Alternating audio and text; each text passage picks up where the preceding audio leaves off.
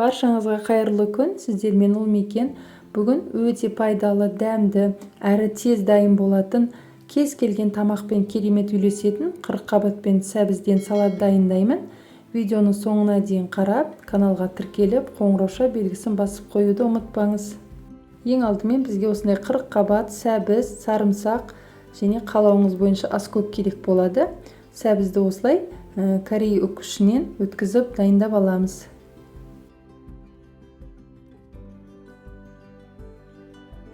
Одан кейін қырыққабатты бөліп, жіңішке етіп, ұзыншалап турап аламыз.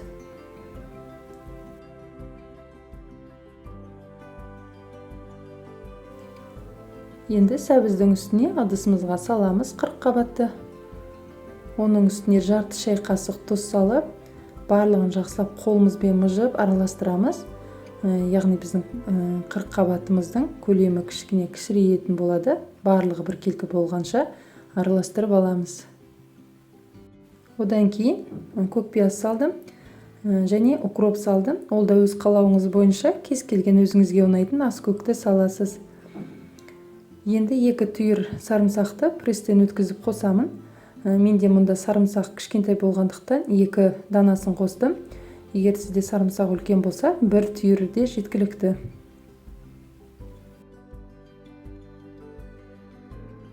Енді дәміне қарай қара бұрыш, тәтті паприка салып, барлығын жақсылап араластырамыз. Мен ешқандай сұйық май қоспаймын. Осылай өте дәмді болып шығады. Осы рецептпен жасап көріңіз, сізге ұнайды деген ойдамын.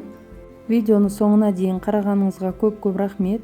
Егер сізге видео ұнаса, лайк басып, қазақша каналды қолдап, тіркеліп қоюды ұмытпаңыз. Себебі әлі алда көптеген рецепттер болады. Астарыңыз дәмді болсын.